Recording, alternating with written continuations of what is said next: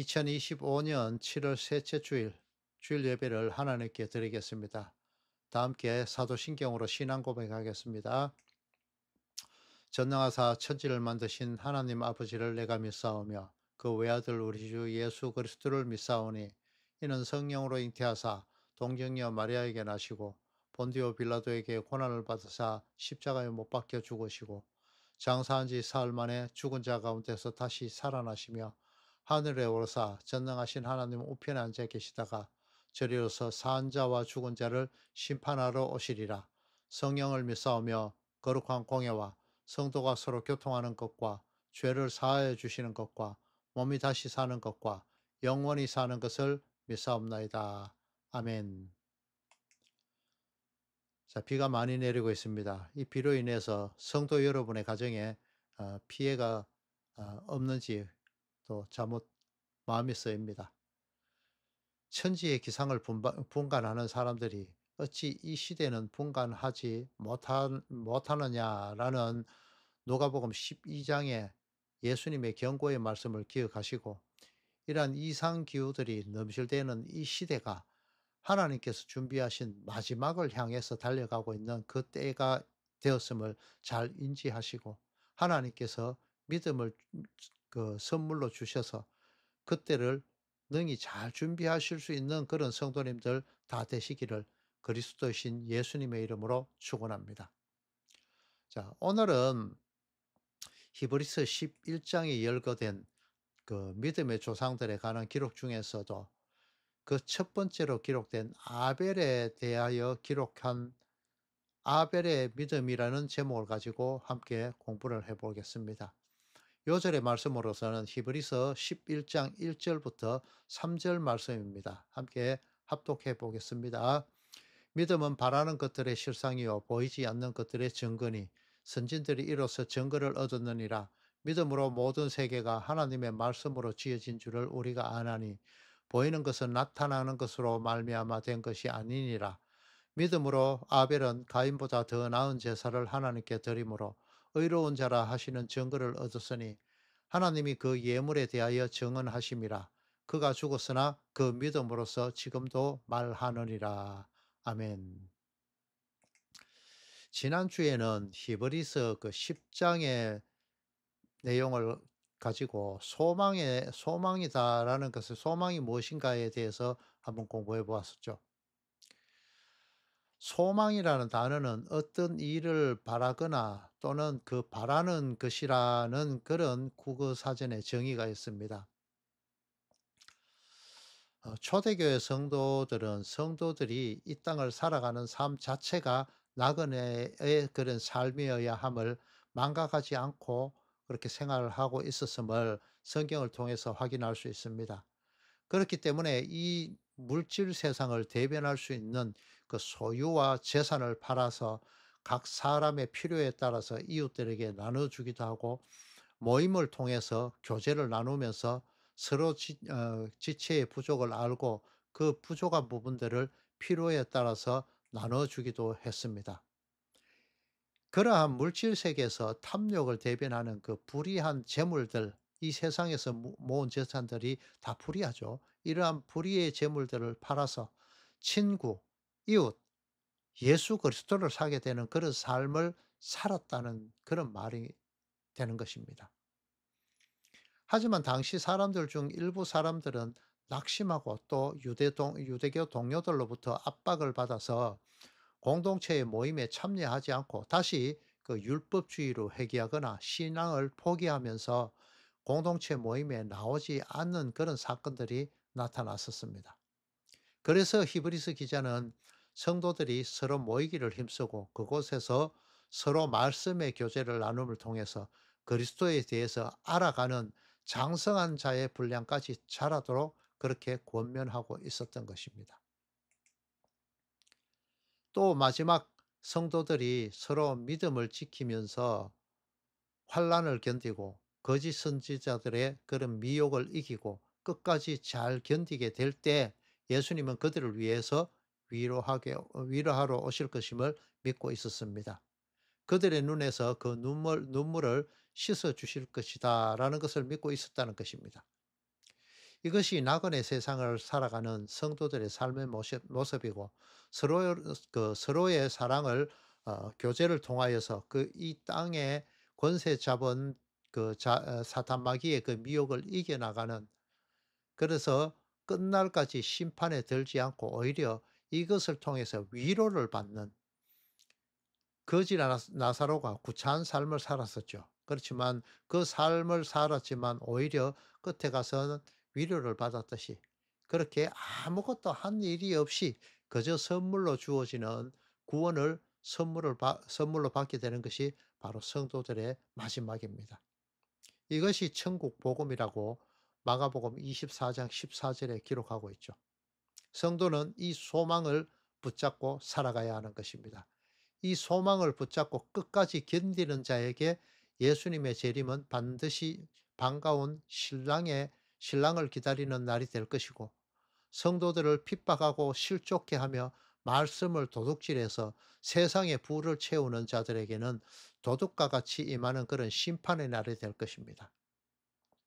성도는 이 소망이라는 것을 끝까지 붙잡고 놓지 않는 그런 삶을 살아야 하는데, 그것이 오늘 제목인 믿음이라는 하나님의 선물인 것입니다.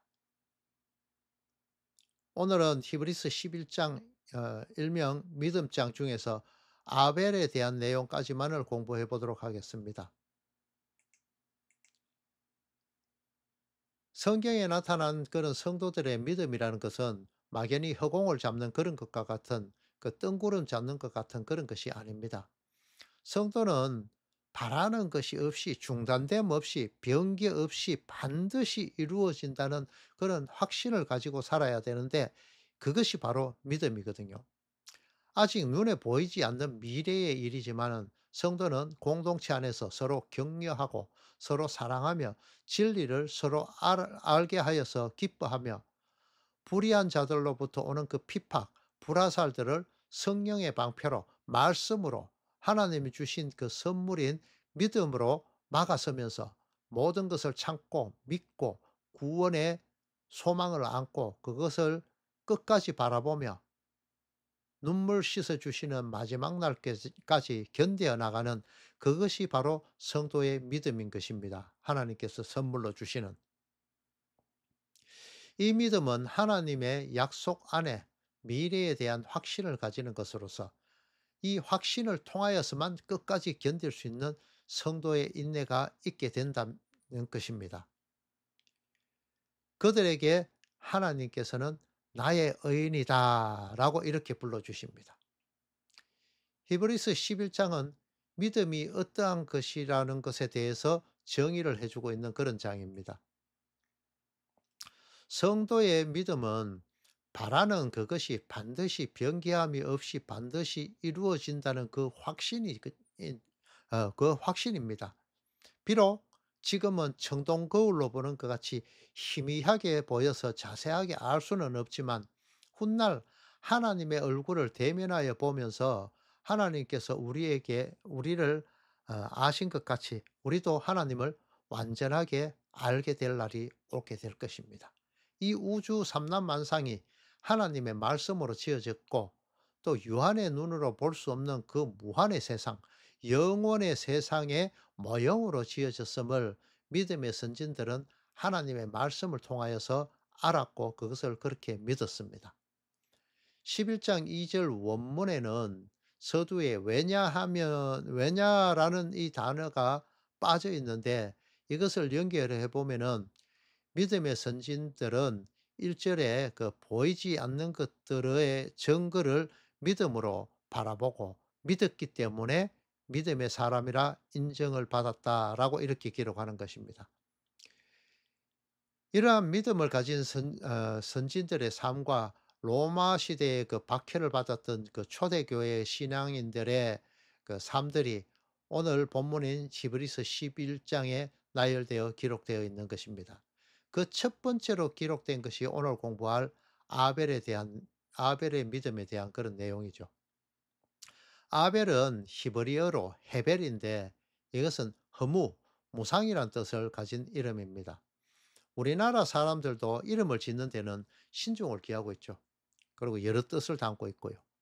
유대인들 역시 자녀의 이름을 짓는 데 있어서는 많은 고심과 또 그 신탁적인 요소를 포함하고 있었습니다. 예수님의 이름 역시 그가 자기 백성을 그들의 죄에서 구원할 자라는 이런 뜻을 가지고 지어진 것이잖아요. 이것을 보면 만민 구원설을 주장하는 사람들은 이 예수님의 이름의 뜻을 간과해서 그것들을 그렇게 해석한 것이죠.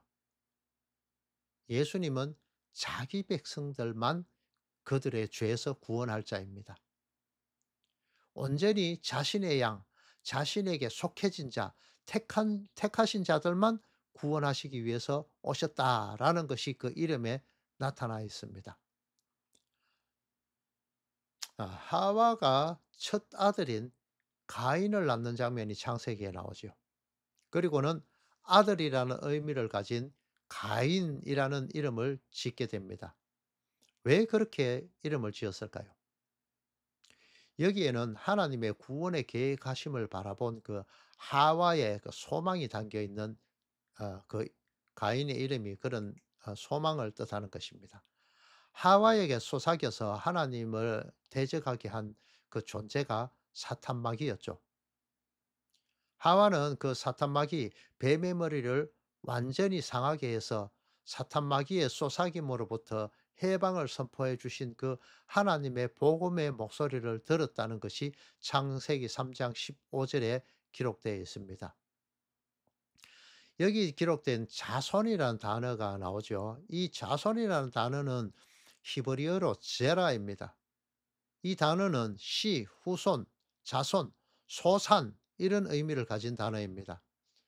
뱀의 머리를 상하게 할 그 자손이 태어날 것을 하나님으로부터 약속받았다는 것이죠. 하와가 가인으로 인해서 자식을 낳았는데 마침 아들을 낳게 되었습니다. 그러자 하나님께서 이제 내게 죄로부터 해방을 허락하셨네. 구원을 허락하셨네. 이렇게 생각을 했던 것입니다. 성경 나눠주를 한번 보시면은 이 가인에 대해서 얻음 이렇게 기록을 하고 있습니다. 구원을 얻을 수 있는 통로, 뱀의 머리를 상하게 할 아들을 소유했다, 얻었다 이런 뜻이거든요. 그렇지만 그 낳은 아들 아담으로부터는 아무런 일들이 일어나지 않았습니다. 그리고 이제 하와는 또 둘째 아들을 낳게 됩니다. 그러자 하와는 아담을 통해서 체득한 것들이 있었기 때문에 그 둘째 아들의 이름을 허무라는 뜻을 가진 그 헤벨 이렇게 이름을 짓습니다. 그 두 아들은 장성해서 가인은 농사를 짓고 아벨은 양치는 자가 되었죠. 그리고는 그들의 수확물로 하나님께 그들은 제사를 드렸습니다. 이것을 미루어서 추측했을 때 하나님이 동방에 아담과 하와를 위해서 만드셨던 그 에덴 동산으로부터 더 동쪽으로 이 추방당한 후부터 그들이 하나님께 제사를 드렸을 것이라고 그렇게 생각되어집니다. 가인과 아벨 역시 부모님으로부터 전해들은 에덴 동산에서의 사건과 아들을 통해서 자손들을 통해서 구원의 길이 열릴 것을 들었을 것이고 그것을 바라보면서 하나님께 제사를 드리는 것을 이어받았을 것입니다. 하나님께 제사를 드리는 그 제물은 각각 땅에서 난 소산과 양의 그 첫 새끼와 그 기름이었죠. 이 제물을 인해서 가인의 그 땅의 소산들은 제물로 받아들이지 않아지게 되었고 양의 첫 새끼를 통해서 통한 그 기름의 제사는 받아들이셨습니다.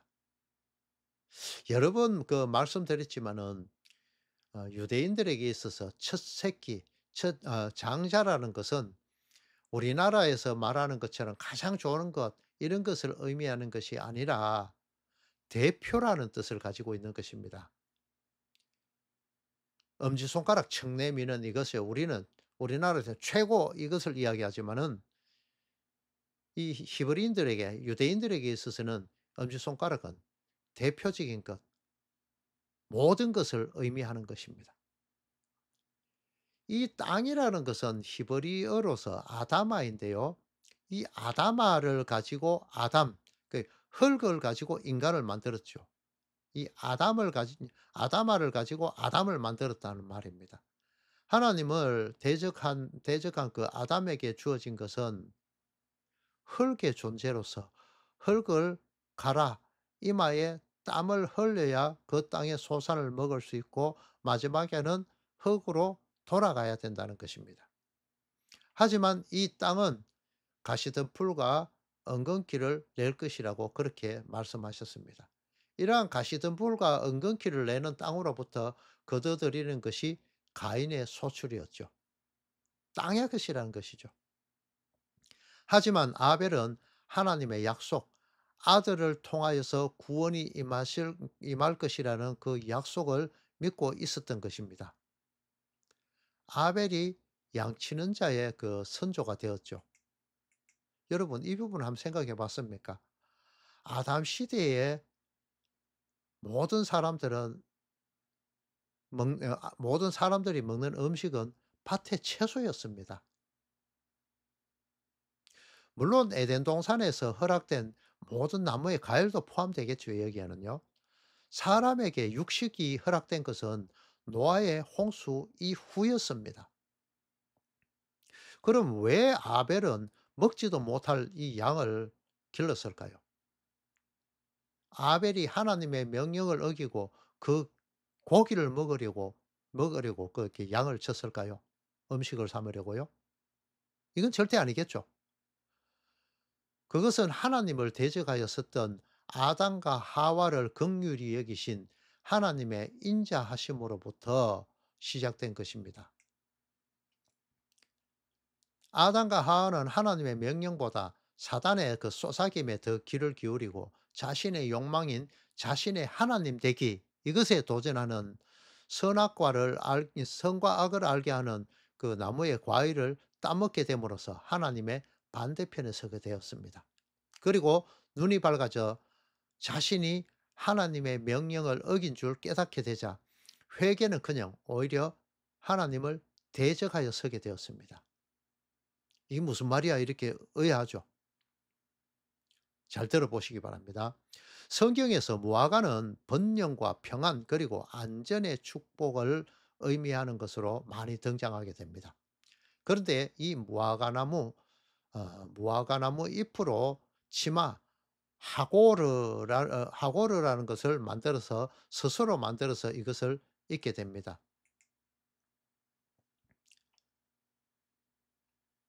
이 하고르라는 것 이것은 치마인데 이것은 허리띠를 의미하는 그런 단어입니다. 이것은 미개인이 허리에 두르는 무화과 나무로 아니면 다른 것으로 즉석에서 만들어 입은 그 옷을 의미하는데요. 여자가 입은 하고로는 일본의 그런 전통의 옷인 기모노를 입을 때 사용하는 띠를 지칭한 그 오비지메 이것과 같은 것으로서 온갖 장식이 수놓아진 그 자신을 과시하기 위해서 자신의 아름다움을 나타내기 위한 그런 벨트, 허리띠를 의미하고 있습니다. 그리고 남자의 경우에는 칼이 채워져 있는 복장 그것을 의미합니다. 이것은 전투할 준비가 된 젊은 남자들이 허리에 두르는 그 가죽띠를 의미하는 건데 군사용으로 만들어진 그 벨트를 의미합니다. 아담과 하와는 이렇게 하나님을 대적하여서 섰습니다. 하지만 하나님은 그들의 그 자신 스스로의 하나님 되기의 그 교만을 찢어 밝히시고 짐승의 생가죽으로 만든 옷을 해 입히셨습니다. 이것이 제라 씨를 통한 그 피 흘림의 사건을 통하여서 죄인된 인간에게 하나님께서 주시는 옷을 입히시겠다는 복음의 메시지를 담고 있는 것입니다. 생가죽이 만들어지려면 짐승이 죽어야 되죠. 그 옷은 아담과 하와가 스스로 만들어 입을 수 없는 옷이었습니다. 짐승의 피를 흘린 후에 입혀 주시는 하나님의 선물이었던 것입니다. 가인과 아벨은 자신의 부모로부터 이러한 그 하나님의 구원의 약속을 전해 들었을 것입니다. 자식의 이름까지 그렇게 지을 정도로 모든 촉각을 곤두세우고 살았잖아요. 그렇기 때문에 가인과 아벨에게는 반드시 그것들을 다 이야기해 주었을 것입니다. 그러한 하나님의 구원의 계획을 두 사람이 함께 들었지만 가인은 땅의 사람이 되어 버렸습니다.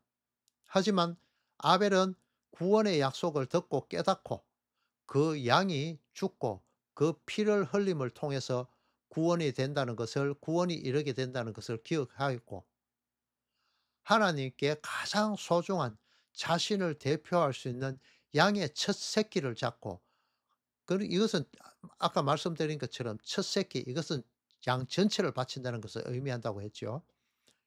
이렇게 그 기름은 어 양을 드렸는데 이때 기름도 함께 드렸지요. 이 기름은 자손으로 자손으로 오실 구원자에게 부어질 그 기름임을 믿었다는 것이 되는 것입니다. 그 기름을 하나님께 드렸다는 말이 되는 것이죠. 이 제물이 받아들여졌다는 것입니다. 이 구원의 메커니즘을 모르고 땅의 소산으로 제물을 삼았던 가인의 제사는 구원의 내용을 전혀 알지 못하고 자신의 열심을 통한 자신의 노력으로 수확한 것을 바치는 행위적인 것에만 몰두하였기 때문에 그 제사는 받아들여지지 않았던 것입니다. 그래서 하나님은 그 예물에 대해서 정언하셨다고, 그 정언이 오늘까지 이르러 그 구원의 메커니즘을 성경을 통해서 성도들에게 말해 주고 있습니다. 이것이 바로 복음이죠. 이것이 아벨이 드린 더 나은 제사이고, 이러한 구원의 메커니즘을 아는 자가 드리는 제사가 의로운 제사가 되어지는 것입니다. 아벨, 헤벨, 인간적인 그 허무가 죽고 그 대신에 역사에 등장한 인물이 셋입니다. 셋은 히브리어 원어 발음이 쉐트입니다. 잘 만들어진 신사의 정장을 슈터라고 말하죠. 이 슈터가 이 쉐터, 셋으로부터 발원된 그런 단어입니다. 짐승의 가죽으로 지어진 옷이 아닌 완전히 하나님으로부터 주어지게 된 그 옷을 입게 될 때 비로소 하나님께 공동 예배를 드리게 되었다. 공적인 예배를 드리게 되었다. 이 셋의 시대 때부터 이렇게 하나님의 이름을 불렀다. 이렇게 기록하고 있습니다. 한 가지 더 말씀드리고 말씀을 맺도록 하겠습니다. 아벨은 죽었으나 그 믿음으로써 지금도 말하느니라 라는 구절을 다른 각도에서 볼 필요가 있습니다. 성경에서 죽었다라고 이렇게 말하는 것은 하나님과의 관계에서 끊어졌음을 의미합니다. 아담을 깊이 잠들게 하고 아담의 갈비뼈로 하와를 만드신 것은 예수 그리스도의 십자가의 사건을 의미하는 것입니다. 예수님께서 십자가에 못 박히심을 통해서 옆구리가 뚫려지고 그를 통하여서 교회가 탄생되어졌죠. 이것처럼 성경에서 잠잔다라는 것은 죽음이라는 의미를 내포하고 있는 그런 뜻을 가지는 그런 단어가 되는 것입니다.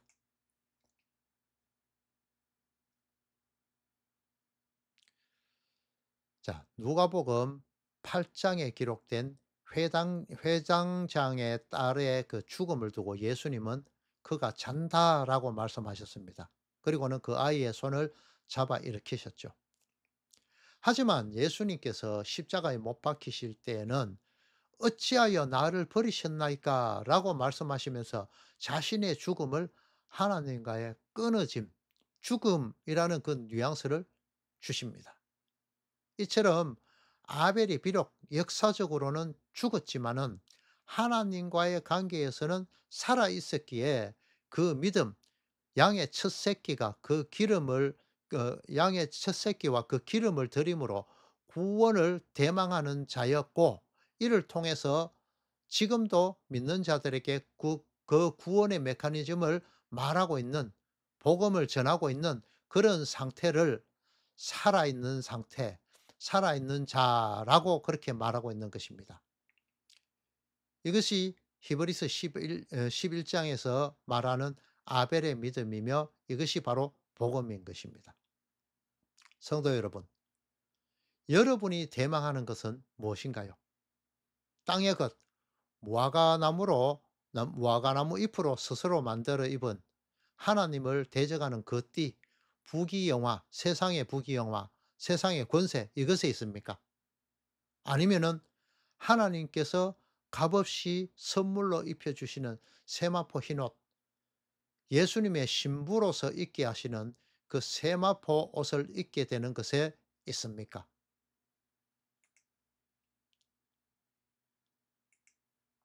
세마포 옷은 성도의 옳은 행실이라고 계시록 19장 8절을 통해서 하나님께서 말씀하십니다.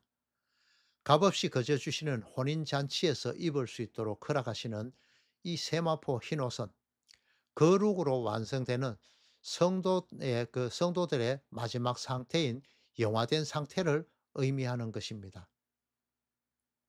성도 여러분은 이곳까지 하나님의 열심으로 성도들을 이끄셔서 세마포 옷을 입히시는 천국 백성으로 만들어 가신다는 것을 잊으시면 안 됩니다. 나의 행위가 아니라는 것이죠. 성도 여러분, 아벨, 헤벨, 없음, 허무의 자리에 여러분들은 반드시 서셔야만 합니다. 이 세상에 칼을 차고 이 세상의 힘으로 서서는 안 된다는 것이죠. 그것은 하나님의 대적의 자리에 서는 것입니다. 성도 여러분은 나의 인생에서 하나님을 하나님으로 인정하고 그분만을 높여드리는 그런 자리까지 이를 때에 비로소 안식, 천국이 되어지는 것입니다. 하나님은 세상 끝날까지 성도가 성도 되도록 세마포 흰옷, 성도의 옳은 행실을 하도록 만드시는 천국 백성에 걸맞는 자가 되도록 하나님께서 사람의 매와 인생 채찍을 사용하셔서 아담과 하와의 모습의 그 확장판인 가인과 같은 그런 존재인 성도를 아벨의 존재, 없음의 존재, 낮음의 존재가 되도록 반드시 구원의 자리에 서도록 만들어 가시고야 마실 것입니다. 이것이 택하신 백성인 성도를 향한 하나님의 열심입니다. 이 이끄심에 잘 순종하셔서 천국 혼인잔치의 신부로서 초대받으시는 성도님들 다 되시기를 그리스도 대신 예수님의 이름으로 축원합니다. 주님 가르치신 기도로 예배를 마치도록 하겠습니다. 하늘에 계신 우리 아버지여, 이름이 거룩히 여김을 받으시오며 나라가 임하시오며 뜻이 하늘에서 이루어진 것 같이 땅에서도 이루어지이다. 오늘날 우리에게 일용할 양식을 주시옵고 우리가 우리에게 죄 지은 자를 사하여 준 것 같이 우리 죄를 사하여 주시옵고 우리를 시험에 들게 하지 마시옵고 다만 악에서 구하시옵소서. 나라와 권세와 영광이 아버지께 영원히 있사옵나이다. 아멘.